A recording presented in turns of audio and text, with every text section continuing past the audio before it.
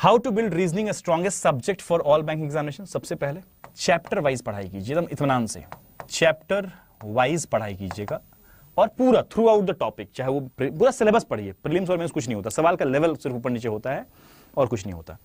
Chapter wise पढ़ाई कीजिए, एकदम हड़बड़ा के नहीं पढ़ाई कीजिए। स्लो रहेंगे। जो कछुआ और जो खरगोश वाली कहानी है ना, पता उस कहानी में जो भी हो, कई लोग कहते हैं कहानी गड़बड़ था, लेकिन जो भी है, मेरा सिर्फ इतना कहना, उस कहानी से सीखने के लिए सिर्फ इतना मिलता है कि आपको कंसिस्टेंटली एक लय में भी चलते रहेंगे ना तो आप कर ले जाएंगे। उस कहानी का सार यही है, तो वही बात कह रहा हूं मैं। चैप्टर वाइज पढ़ाई कीजिए। सेकेंड पॉइंट है डू नॉट बी इन हरी। क्या लिखूंगा मैं यहां पे? डू नॉट बी इन हरी। एक चैप्टर कंप्लीट हो, डू नॉट बी इन हरी। आज के जनरेशन का या आज के दौर में सबसे जो बेहुदा सी चीज है या बकवास सी चीज है वो ये है कि हम लोग शुरू करते हैं और सोचते हैं बस पहुंच गए नहीं, पहुंच जाएं। ये कंक्लूजन निकालना हमारे सबसे हमारे मतलब हमें पूरा विनाश कर देता है हमारा। जो चीजें दुनिया के लिए बहुत अच्छी हैं, जिस चीज को पाने के बाद दुनिया में समाज में आपका वाहवाही होगा, वो चीज आसान कैसे हो सकती है? अधिक लोग क्यों नहीं कर पाते? अधिक लोग सिर्फ सेंटर्स पे आपको नजर आते हैं, वो हेड काउंट्स क्यों होते हैं? बिकॉज उनको सिलेबस ही ढंग से नहीं मालूम है। वो पूरा दौड़ लास्ट तक पहुंच ही नहीं पाए थे। वो यहां से शुरू किए, मैं बताता हूं आपके में से बहुत सारे बच्चे के साथ होगा भी, इतना बताने के बाद भी होगा। यहां तक पढ़े, इसमें भी कुछ आधा कच्चा पक्का, यहां पे हल्का सा टफनेस दिखाई दिया, अरे यार ना हो पाएगा, भाई पागल हो गया, अबे हम ऐसा कैसे कर सकते हैं, ऐसे तुरंत आने लगता है। यहां तक पहुंच ही नहीं पाता बच्चा और फिर बोलता है सिलेक्शन नहीं हो पा रहा, कंपटीशन बहुत टफ है। अबे कंपटीशन मजाक है, कंपटीशन आज के जमाने में। इतना डिस्ट्रैक्शन बढ़ा हुआ है दुनिया में, इतना डिस्ट्रैक्शन बढ़ा हुआ है। इतने ग्रुप में हम देखते रहते हैं बच्चे क्या चैट कर रहे होते हैं आपस में। आधे टाइम तो यही फिराक में रहते हैं किससे बात हो जाए मेरा।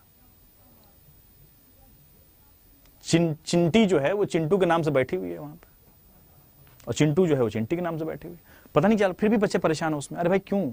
तुम लास्ट तक निभाओ तो सही, सिलेक्शन तुम्हारे हाथ में है, सब कुछ वश में है। Do not be in Hari please. हड़बड़ी मत रहा कीजिए। एक चैप्टर कंप्लीट हो, खूब धंगच दीजिए उसके लिए।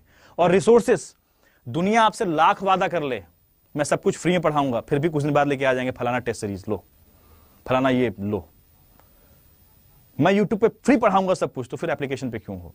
ऐसे ट्रैप में मत फंसिए जहां पे लोग आपको झांसा दें और आपका वक्त बर्बाद हो जाए।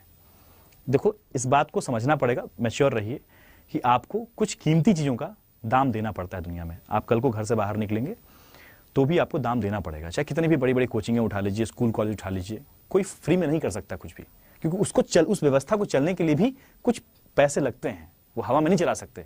हाँ, ऐसा होता है कि मैं तुम्हें चावल दिया, तुम मुझे पढ़ा दो, जो पहले के जमाने में हुआ करता था, क्या बोलते, बार्टर सिस्टम जो भी था, तो वैसे नहीं चल रहा है ना। कि दुनिया में चलने के लिए एक व्यवस्था बनाई गई है, एक्सचेंज, तो रूल ऑफ एक्सचेंज है। अपने रिसोर्सेस में कभी मत कीजिएगा कमी, कभी भी कमी मत कीजिए। फलाना बोला पीडीएफ से हो जाएगा, फलाना पीडीएफ इकट्ठा करने में परेशान है, 24 घंटे में 18 घंटे परेशान है, कैसे पीडीएफ मिलेगा? हर ग्रुप में जाके भाई तुम्हारे पास इंग्लिश का पीडीएफ है क्या? हाँ मैं देता हूं ना। बच्चा परेशान होता है, हाँ मैं देता हूं। वो पता नहीं क्या उठा कहीं से दे दिया कुछ, उसमें ना सिस्टम से तरीके से सवाल अरेंज्ड है ना कुछ है। उसको पहला ही सवाल ऐसा मिला कि जैसे मूड खराब हो गया, उसका पढ़ाई खत्म हो गया, उसका चौपट हो गया। तो कि एक एक एंगल समझना पड़ेगा। इसलिए मैं इस पूरी वीडियो में बहुत खुल के बात कर रहा हूं कि हवा में कुछ नहीं होगा, बिकॉज ये वीडियो हर दिन तो बनेगा नहीं। ये वीडियो आज बन रहा है कि how to prepare for bank exam reasoning, तो आज बन रहा है, तो बता दे रहा हूं। क्लियर कट बात है भाई, हड़बड़ी मत रहिएगा। अपने रिसोर्सेस में आपको इन्वेस्टमेंट करना ही पड़ेगा। वो चुनाव कर लीजिए किससे करना है, कहां से करना है, वो अलग बात है। वो आपका पूरा आपका उसमें हाथ होगा, आपका डिसीजन होगा। उस डिसीजन पे कोई हाथ ना मारे, आपका डिसीजन है। आप चेक कीजिए, पूरा इंटरनेट आपके सामने है, किन से मुझे रीजनिंग पढ़नी है, किन से मुझे मैथ्स पढ़ना है। ये हमेशा बोलता हूं ये बातें, मैं हर साल बोलता हूं कि आप तय कीजिए। मेरे लाख बोलने से मत कहिए। आप अगर ट्यून्ड है मुझसे, मेरी बातें समझ में आती हैं, लगता है ये बंदा लास्ट तक निभाता है, तो भैया इस बंदे के साथ चलो, तभी चलो। आपको मेरे पे डाउट होता है या फिर किसी और पे भी डाउट होता है, डू नॉट उसके कहने से मत जाइए, उसको पढ़ के देखिए। चाहे जो भी दुनिया में कुछ चीजें होती हैं, बस वही वाली बात है, do not be in hurry. Third point, complete a topic then jump into another one. ठीक है ना? क्या बोल रहा है कि भाई एक टॉपिक कंप्लीट करने के बाद ही आप अगले टॉपिक पे बढ़िए। Only after the completion of a topic jump into another one. आपका कंप्लीट नहीं हुआ है, do not go for live classes. मैंने हजारों बार अभी चैंपियन बैच में बच्चे ने पूछा सवाल कि सर लाइव नहीं हो पा रहा, मैं नहीं कर पा रहा हूं। मैं तुमने कहा कुछ दिक्कत नहीं है, लाइव देखने वाले बच्चों की संख्या 3,3500 होती है, उसी वीडियो को रिकॉर्डेड देखने वाले बच्चों की संख्या 25,000 होती है पूरा मिला के। कैसे हो जा रहा है ये चीज? मतलब बहुत से लोग रिकॉर्डेड वीडियो देखते हैं, उसमें से कुछ लोग चला के देखते हुए नहीं पढ़ पा रहे हैं, हटाओ, पेशेंस नहीं लोगों में। लेकिन उसमें कुछ बच्चे ऐसे भी तो होंगे, उस 25,000 में से 10,000 बच्चे तो ऐसे होंगे जो सीरियसली निभा रहे होंगे पूरे वीडियो को। हो सकता है वो 80% सिलेबस के बाद सरेंडर कर देते होंगे, लेकिन कुछ बच्चे उसमें से भी, उस 10,000 में से भी हो सकता है 5,000 बच्चे ऐसे होंगे या 4,000 बच्चे ऐसे होंगे लास्ट तक निभाते होंगे, उन्हीं का सिलेक्शन होता है असली में। या फिर लाइव भी जो निभा रहा लास्ट तक, उसका सिलेक्शन होता है।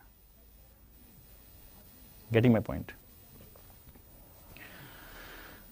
ठीक है, तो कंप्लीट ये topic, then jump into the other topic. इससे आपका ये स्ट्रांग होगा। प्रैक्टिस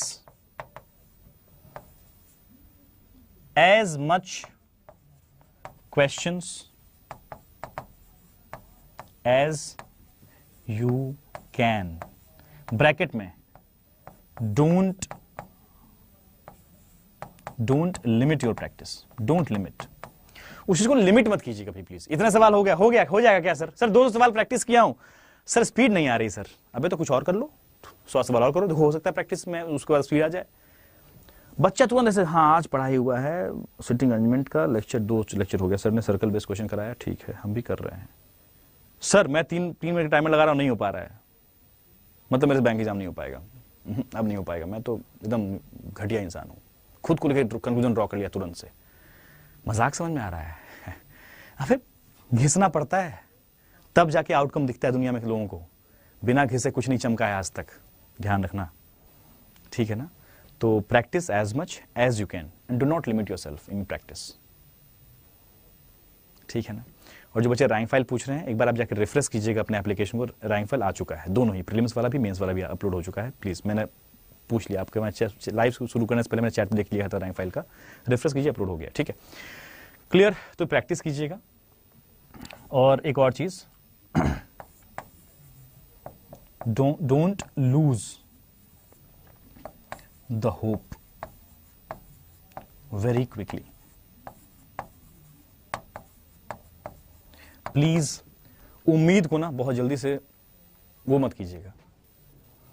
ये जो उम्मीद है ना, बहुत जल्दी बच्चे सरेंडर कर देते हैं वहां पे, प्लीज ये सब मत कीजिएगा, प्लीज ये सब बिल्कुल मत कीजिएगा। आपको बैंक एग्जाम का एक नियत है, वो अपडेटेड चीजों में कुछ ना कुछ अपडेट करता रहता है, वो बारीकियां ही कंपटीशन कराती हैं। हमने एक जीरो टू हीरो का प्लेलिस्ट बना के रखा हुआ है यूट्यूब पे, इसलिए कि बच्चा कोई भी पढ़ने से पहले एक बार गो थ्रू कर ले पूरा, समय उसके पास है, कोई बैच लेना चाहता है या बैंक महापैक लेना चाहता है, उससे पहले अगर जानना चाहता है कि भाई क्या है सिलेबस, वो एक बार गो थ्रू करना चाहता है, कर ले। लेकिन फिर मैं ही सलाह दूंगा, लिटरली सही बता रहा हूं, प्लीज उस वर्ष का बैच उठा के जरूर पढ़ लेना एक बार, थ्रू आउट जो बैच है, प्री प्लस मेंस पूरा, जैसे रैंकर्स बैच है, कुछ रिकमेंडेड बैच में लिख दूंगा, जो उसको अमल कर लेना, बाकी कुछ मत करना मेरे साथ अगर करना है तो, ठीक है, मैं लिख दूंगा वो चीज। बस इतना ही काम करना है आपको। ये कुछ 4-5 कितने पॉइंट हो गए? 5 पॉइंट है, आउटकम निकल के आएगा, डेफिनेटली निकल के आएगा, उसको कोई रोक ही नहीं सकता है, बस ये प्लीज ध्यान रखिएगा, ठीक है ना? इसी बात को थोड़ा सा ऐसे लिखा हुआ है कि how to work throughout your preparation, कैसे काम करना चाहिए। तो 0 टू प्रो लेवल प्रिपरेशन करना है आपको। क्वेश्चन जो सॉल्व करेंगे आप, उसका लेवल एकदम बिल्कुल ऐसे होना चाहिए, ग्रेजुअली चलिए, इसे मैंने ग्रेजुअली बोल रहा था मैं। तो क्वेश्चन पूरा एक चैप्टर उठाइए तो पूरा थ्रू आउट कीजिए, क्योंकि लिंक एक ना सीढ़ी होता है, स्टेयर्स की तरह होता है, किसी भी चैप्टर को देखेंगे आप तो स्टेयर्स की तरह है। आप यहां करते हैं, फिर कुछ सवाल यहां उठा लिया, ब्लास्ट कर गए, ना हो पाएगा। अरे तुम यहां से चलते जाओ, हो ही नहीं सकता कि आप ना कर पाओ। आप एकदम ग्रेजुअली बढ़ो तो सही, पेशेंस तो रखो, चलते तो रहो, आउटकम निकलेगा। कंसिस्टेंट रहिए, अगर ये काम करेंगे तो कंसिस्टेंट रह पाएंगे, क्योंकि आप आउटकम देख पा रहे होंगे। कभी आउटकम ना दिखे तो भी थोड़ा धैर्य रखिएगा वहां पे, फोकस्ड रहिए। Value your time to change your time, ये बहुत बड़ा लाइन है। अपने समय का ख्याल रखिएगा, उसको इज्जत दीजिए तो समय आपको इज्जत देगा। ये बहुत बड़ा लाइन बहुत लोगों ने कह के चले गए, अब हम भी उन बातों को आपके सामने रख दे रहे हैं बस, ठीक है ना? सिलेबस भी क्लियर है आपके सामने, क्या सिलेबस है, कैसे पढ़ा जाए। एक प्रैक्टिस का अभी एक बच्चे बता रहा हूँ, एक बच्चा है जिससे रिसेंटली मेरे को किसी पंजाब टीम के, हम लोग क्रिकेट खेलने गए थे, तो हमारे पंजाब टीम को, बच्चा होता है वीडियो भी देख रहा हो, तो हमारे पंजाब टीम के एक प्लेयर हैं, हमारे साथ खेलते हैं क्रिकेट, तो उन्होंने बताया कि साहब हमारा एक जान पहचान का बच्चा है, वो आपसे बात करना चाहता है। मैंने कहा ठीक है, हमारे पंजाब वर्टिकल पे सर पढ़ाते हैं, मुझसे बच्चे से बात कराया। उस बच्चे को भी शायद देख रहा हो वीडियो, अगर देखेगा बाद में तो समझ में आएगा हाँ सर मैं गलती कर रहा हूँ। तो मैंने उनको बताया, उन्होंने बताया सर आप बता दीजिए, मुझसे आपसे बात ही हो रही है तो मैं बताइए कैसे प्रिपेयर करूँ। मैंने कहा भाई कुछ नहीं करना, सिलेबस आपके सामने है, उसको पढ़िए, अभी बहुत अच्छा वक्त है, आराम से पढ़िए, पेशेंसली पढ़िएगा, सब कुछ बता दिया। कल मैं जब शाम के वक्त, तो उनका कॉल आया बच्चे का, फिर से ऐसे बीच बीच में कॉल करते रहते हैं बच्चे को। तो कल सर मैंने मॉक लगाया सर, 40 नंबर आए। मैंने कहा क्यों लगाए, ये वक्त मॉक लगाने का है क्या? अब बच्चा 40 नंबर लेके आएगा, डिमोटिवेट होगा। मैंने क्लियरली बोला कि अगले 2-3 महीने कुछ मत कीजिएगा, सिर्फ सिलेबस पढ़िएगा। बच्चे ने बात सुना क्या? नहीं सुना। किसका सुना? पता नहीं किसका सुना, किसी ने कहीं कह दिया हो कुछ, मॉक लगाओ, मॉक से नंबर। इस लाइन में उस बच्चे ने लाइन भी बोला, सर वो उन लोग हैं, कुछ लोग बताए कि मॉक लगाने से नंबर बढ़ता है। अब ये सूडो कॉन्सेप्ट जो है कितना बर्बाद कर रहा है बच्चे को कि मॉक लगाने से नंबर बढ़ता है। अरे यार, जब तुम्हारा सिलेबस क्लियर रहेगा तब मॉक लगाओगे तो नंबर बढ़ेगा। बिकॉज आपको मॉक में आप फ्रेंडली होने लगते हैं, तो आपको दाव पे समझ में आते हैं कब मुझे गियर चेंज करना है, कब क्या करना है, सवाल को कैसे जल्दी जल्दी पढ़ना है, हमें सवाल को कैसे स्क्रॉल करना है, कैसे क्या मार्क्स रिव्यू करना है, कब क्या, वो सारे दाव पे आपको नंबर बढ़ाते हैं। और कुछ सिली मिस्टेक्स को आपको उजागर होता है कि भाई सिली मिस्टेक मुझसे हो रहा है यहाँ पे, तो ये मिस्टेक नहीं करना, आगे ऐसा नहीं करना। अरे मैं गलती पढ़ लिया करता हूँ, चलो इसको ठीक कर लूंगा, मैं आगे ध्यान रखूंगा। बिना सिलेबस पढ़े मॉक लगाएंगे तो नंबर कहां से बढ़ेगा भाई साहब? 1 करोड़ मॉक लगा लीजिए आप, कितने 1 CR मॉक लगाइए आप, दुनिया के सारे मॉक आप लगा डालिए, नंबर नहीं बढ़ेगा।